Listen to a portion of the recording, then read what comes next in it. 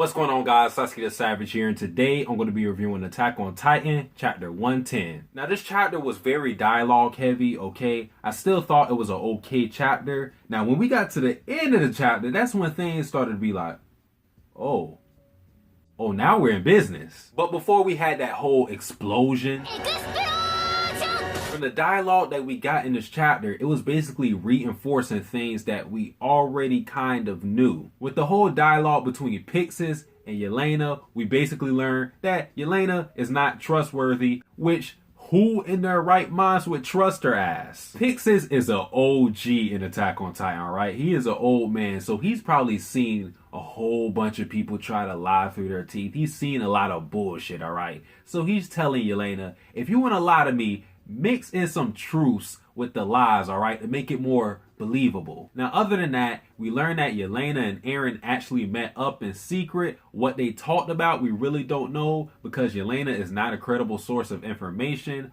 All we know is that Yelena's reasons for meeting up with Eren probably isn't what she told Pyxis, because she said, yeah, I met up with Eren out of curiosity. And Pyxis is like, I'm not buying that shit. More likely, since Yelena is a Zeke fanboy, it had something to do with Zeke's plan. Speaking of Zeke, him and Levi should have their own sitcom together because their banter is hilarious. And just like Pyxis, Levi is calling Zeke out on his bullshit. When Levi brings up the Ragako village incident to Zeke, Zeke says, yeah, I turned everybody into Titans in that village for the Eldians. I did it for humanity. And then you have Levi here who's just like, yeah, I'm not buying that. It's kind of hard to buy what Zeke is selling because if you remember in chapter 81 or 82, whatever chapter it was, when he transformed into the Beast Titan and he started picking apart the Survey Corps by throwing rocks at him, if you remember, he didn't seem too remorseful or guilty then.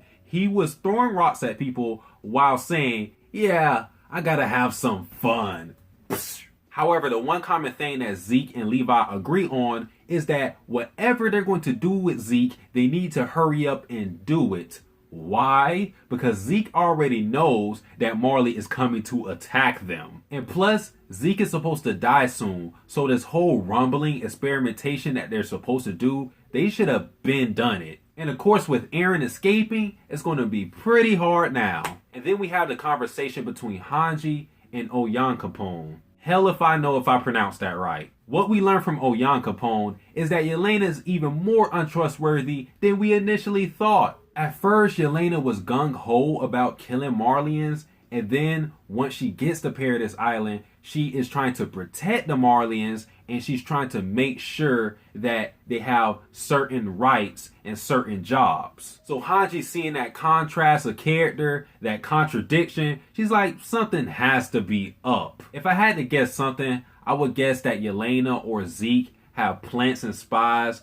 in the Marleyan prisoners of war and that they're trying to give them certain jobs so that they can rebel at any time that they want and nobody would suspect it. Now, moving on to Armin, all right, that whole thing with him and Annie was just creepy because he's just sitting there just touching the crystal with Annie. He's just talking to Annie. It's like, Armin, you're so weird, bro. I mean, it's nothing wrong with it because, of course, he's not doing anything to her. But it's like, what are you doing, Armin? Is Bertolt taking over his mind and forcing him to be thirsty for Annie? And it was funny because Hitch came in there and said, Annie, how are you so popular when all you do is sleep?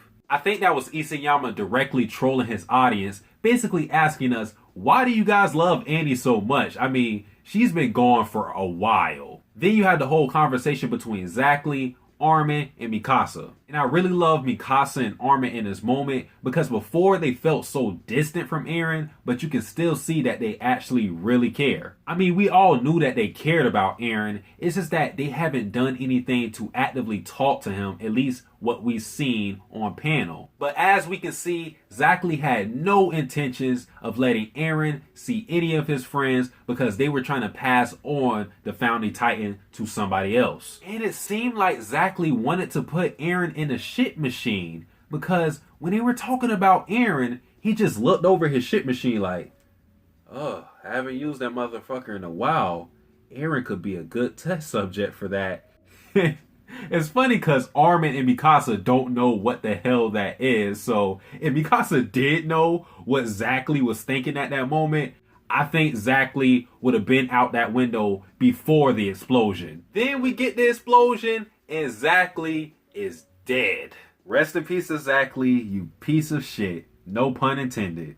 And it seems with Zackly's death, everybody who was rooting for Eren to be freed, they've gone in a crazed cult type of mode, because when Zackly got blown out of the building, everybody's cheering and everybody's saluting, and that whole moment was just strange. As we can see from these recent chapters, Eren's faction is growing stronger and stronger and larger and larger. These people feel that Eren took the initiative in attacking Marley first, so they see him as a protector. So probably the mastermind behind whoever planted that bomb in Zackly's office was either Floch or Louise, because of course they are in the Eren faction. But this whole thing with Zackly is going to cause so many problems for Eren and the rest of his faction, because they killed General Zackly. So there's no turning back from this. So I actually believe that Hanji and the rest of the Survey Corps are going to hunt Eren down. And now you're going to have people like Mikasa, Armin, John, and Connie in between all of this, figuring out what they're supposed to do, whether to help Eren or not. But let's be real, I don't think Connie is helping Eren at all. After Sasha's death, he has no love lost with Eren. But as for everybody else, now they had to pick a side. Either you're with the Survey Corps or you betray the Survey Corps and you go with Eren. But guys, that is it for this review. If you enjoyed this video, like, comment, subscribe. Satsuki the Savage, out.